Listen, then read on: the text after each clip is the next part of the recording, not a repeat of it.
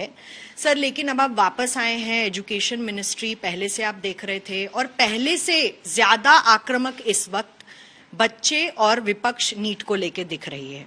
दो अलग अलग बातें, हम बच्चों के साथ पूरा है, बच्चों को मैं आश्वस्त करना चाहूँगा। मैं आज भी कुछ बच्चों को जो जिनके मन में उत्कंठा और एंजाइटी है उनको मिला, उनके अभिभावकों को मिला, उनकी विषय को समझने का कोशिश किया।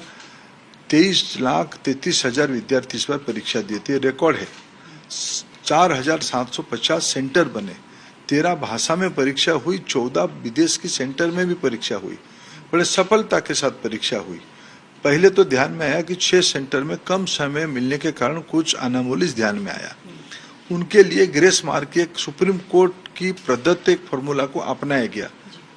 एनटीए ने कोई अपने से नहीं कर दिया, सुप्रीम कोर्ट की एक क्लार्क की परीक्षा के मामले में मॉडल था, लेकिन उसमें भी कुछ विद्यार्थियों के मन में आया कि इसके कारण कुछ लोगों को शायद नाजायज फायदा मिल रहा है, उसको भी रद्द किया गया। फिर एक नया व्यवस्था सुप्रीम कोर्ट ने दिया कि उनको उन 1563 बच्चों को जिन्होंने आपत्ति किया था कि मेरे को कम समय मिला, जो कोर्ट तक आए थे, उनको एक बार परीक्षा देने के अवसर दे दो। वो अवसर को यूज करे, नहीं तो उनकी जो पुराना परीक्षा था उनको यूज करे, उनके विद्यार्थी के ऊपर निर्भर करे।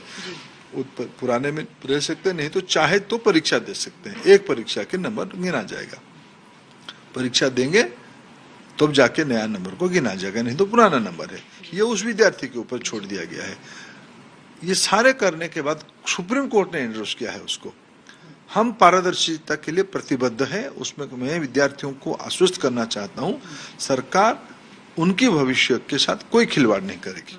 सर, जो विपक्ष का आप पे लगातार आक्रमण हो रहा है, कुंठित हो गए ना, लगातार तीसरी बार हारने के कारण वो कुंठित हो गए हैं, इसलिए उनको अपना काम करने दो। हम तो विद्यार्थी और उनके अभिभावकों को आश्वस्त करना चाहते हैं, सरकार उनकी हितों के लिए ही है। जब डीएमके जैसी पार्टी कहती है कि नीट को पूरी तरीके से स्क्रैप कर देना चाहिए, या कांग्रेस के मल्लिकार्जुन खड़गे कहते हैं कि नीट में जो पेपर लीक की समस्या है उस पर एनटीए या सरकार कुछ नहीं कह रही है, तो सर मैं आपसे ये पूछना चाह रही हूँ कि पेपर लीक नहीं हुआ है, इस निष्कर्ष पर आप कैसे पहुंचे हैं? क्या अपनी तरफ से आपने जांच एजेंसियों से बातचीत की है या अपनी खुद की कोई इन्वेस्टिगेशन आप लोग कर रहे हैं? निष्पक्षता क्यों? जांच एजेंट दो, मैंने कहा 4,750 के अंदर में 2 जगह की इस प्रकार की खबरें आई है, दोनों के अलग अलग काम है, दोनों में पेपर लीक वगैरह के विषय नहीं है। एक में कुछ आपत्ति है, दूसरे में कुछ आपत्ति है, वहां की स्थानीय एजेंसी काम कर रहा है। इसके सर्वोपरि सुप्रीम कोर्ट की नजर में 8 जुलाई को सुप्रीम कोर्ट की भारत सरकार को भी नोटिस है, हम अपना पक्ष रखेंगे। मैं आज ही आपके माध्यम से आश्वस्त करना चाहता हूं, सारे विद्यार्थियों के हितों को सुरक्षित रखा जाएगा। बाकी कांग्रेस पार्टी के आरोप की बात है, डीएमके पार्टी निजी कॉलेज की हितों को रक्षा करने के लिए वो पहले से आज नहीं, नीट बनी क्यों, एनटीए बनी क्यों, नीट हुआ क्यों? क्योंकि उन राज्यों में पारदर्शी तरीके से एडमिशन नहीं होने के कारण, उस समय की सुप्रीम कोर्ट की जजमेंट के कारण ये एनटीए बनी है। ये तो डे 1 से आपत्ति कर रहे हैं। बाकी इस बार आप उठा के देखिए कौन लोग सुप्रीम कोर्ट और हाई कोर्ट में पिटीशन लेके आए हैं।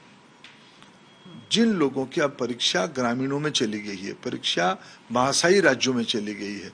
पिछले बार तमिलनाडु की ग्रामीण पृष्ठभूमि की स्टेट बोर्ड की एक लड़की नीट में टॉपर की थी, तो जो आपत्ति कर रहे थे उसकी विपरीत हो रहा है।